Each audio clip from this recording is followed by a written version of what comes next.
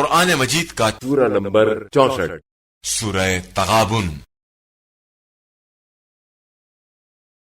سورہ تغابن کے متعلق چند مختصر نکات تلاوت و ترجمے کے ساتھ۔ بسم اللہ الرحمن الرحیم۔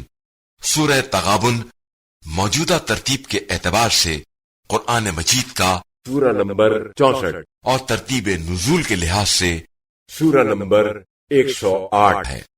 یہ سورہ مدینہ منورہ میں نازل ہوا۔ اس سورے کی 9ویں آیت کی مناسبت سے اس کا نام تغابن رکھا گیا ہے، جس میں قیامت کے دن نقصان اٹھانے والوں کا تذکرہ کیا گیا ہے، اور عربی میں تغابن نقصان اٹھانے والے کو کہا جاتا ہے۔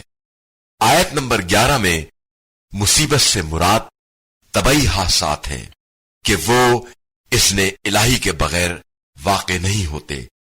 ان کا مقصد انسان کا امتحان اور آزمائش کے علاوہ کچھ نہیں ہوتا۔ آیت نمبر 14 کے مطابق مومن کو اکثر مشکلات اپنے خاندان کے افراد کی طرف سے پیش آتی ہیں کہ کبھی شوہر کے لیے بیوی، کبھی بیوی کے لیے شوہر، کبھی والدین کے لیے اولاد، اور کبھی بھائی بہن ایک دوسرے کے لیے دیانتداری میں رکاوٹ یا خیانت کاری کے لیے معاون بن جاتے ہیں اور دشمن کا کردار ادا کرتے ہیں۔ آیت نمبر 17 کے مطابق کسی ضرورت مند کو قرض دینے کو اللہ تعالیٰ کو قرض دینے کے مترادف قرار دیا ہے، اور اس کی جزا اسے کئی گنا اضافے کی صورت میں ملے گی۔ جو شخص اس سورے کی تلاوت کرے گا وہ ناگہانی موت سے محفوظ رہے گا۔ بسم اللہ الرحمن الرحیم۔ شروع کرتا ہوں اللہ کے نام سے جو بڑا مہربان نہایت رحم والا ہے۔ یسبح للہ ما فی السماوات وما فی الارض له الملک وله الحمد وهو على كل شيء قدیر۔ وہ سب چیزیں جو آسمانوں اور زمین میں ہیں اس اللہ کی تسبیح کرتی ہیں جو حقیقی بادشاہ ہے، اور اسی کے لیے ہر تعریف ہے، اور وہ ہر چیز پر پوری قدرت رکھتا ہے۔ هو الذي خلقكم فمنكم كافر ومنكم مؤمن والله بما تعملون بصير۔ وہ وہی ہے جس نے تم سب کو پیدا کیا، پھر تم میں سے کوئی کافر ہے اور کوئی مومن، اور تم جو کچھ کرتے ہو اللہ اسے خوب دیکھ رہا ہے۔ خلق السماوات والأرض بالحق وصوركم فأحسن صوركم وإليه المصير۔ اس نے آسمانوں اور زمین کو حق کے ساتھ پیدا کیا ہے، اور اس نے تمہاری صورت گری کی تو تمہاری بہت اچھی صورتیں بنائی، اور اسی کی طرف سب نے لوٹ کر جانا ہے۔ يعلم ما في السماوات والأرض ويعلم ما تسرون وما تعلنون والله عليم بذات الصدور۔ وہ ہر اس چیز کو جانتا ہے جو آسمانوں اور زمین میں ہے، اور وہ اسے بھی جانتا ہے جو کچھ تم چھپاتے ہو اور جو کچھ تم ظاہر کرتے ہو، اور اللہ تو سینوں کے بھیدوں کا بھی خوب جاننے والا ہے۔ أَلَمْ يَأْتِكُمْ نَبَأُ الَّذِينَ كَفَرُوا مِن قَبْلُ فَذَاقُوا وَبَالَ أَمْرِهِمْ وَلَهُمْ عَذَابٌ أَلِيمٌ۔ کیا تمہیں ان لوگوں کی خبر نہیں پہنچی جنہوں نے اس سے پہلے کفر کیا اور اپنے کیے کفر کا وبال چکھا، اور ان کے لیے دردناک عذاب ہے۔ ذلك بأنه كانت تأتيهم رسلهم بالبينات فقالوا أبشر يهدوننا فكفروا وتولوا واستغنى الله والله غني حميد۔ یہ اس لیے ہوا کہ ان کے رسول کھلی ہوئی دلیلیں لے کر ان کے پاس آتے رہے تو انہوں نے کہا کیا بشر ہماری رہبری کریں گے؟ پس اس طرح انہوں نے کفر اختیار کیا اور روگردانی کی، اور اللہ نے بھی ان کی کوئی پرواہ نہ کی، کیونکہ اللہ بے نیاز اور سزاوار حمد و ثنا ہے۔ زعم الذين كفروا أن لن يبعثوا قل بلى وربي لتبعثن ثم لتنبؤن بما عملتم وذلك على الله يسير۔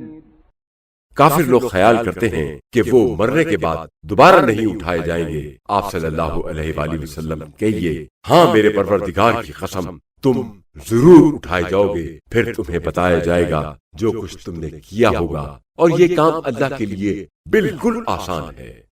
فآمنوا بالله ورسوله والنور الذي أنزلنا والله بما تعملون خبير۔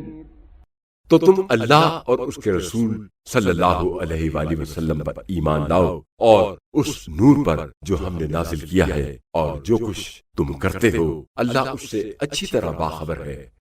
يوم يجمعكم ليوم الجمع ذلك يوم التغابن ومن يؤمن بالله ويعمل صالحا يكفر عنه سيئاته ويدخله جنات تجري من تحتها الأنهار خالدين فيها أبدا ذلك الفوز العظیم۔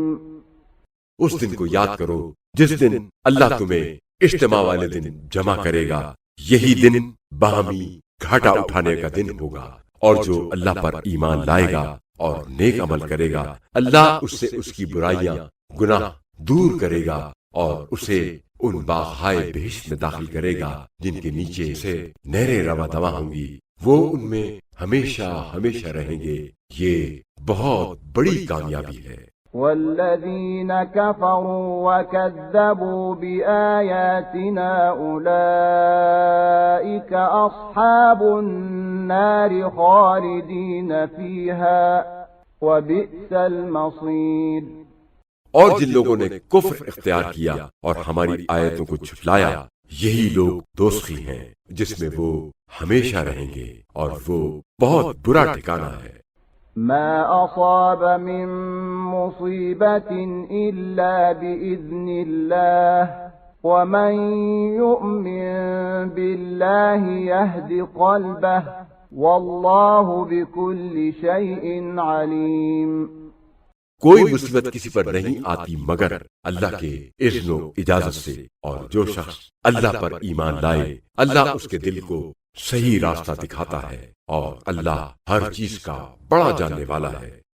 وَأَطِيعُوا اللَّهَ وَأَطِيعُوا الرَّسُولَ فَإِن تَوَلَّيْتُمْ فَإِنَّمَا عَلَى رَسُولِنَا الْبَلَاغُ الْمُبِينُ۔ اور اطاعت کرو اللہ کی اور اطاعت کرو رسول کی، پھر اگر تم روگردانی کرو گے تو ہمارے رسول صلی اللہ علیہ وآلہ وسلم پر کھول کر پیغام پہنچا دینے کے سوا کوئی ذمہ داری نہیں ہے۔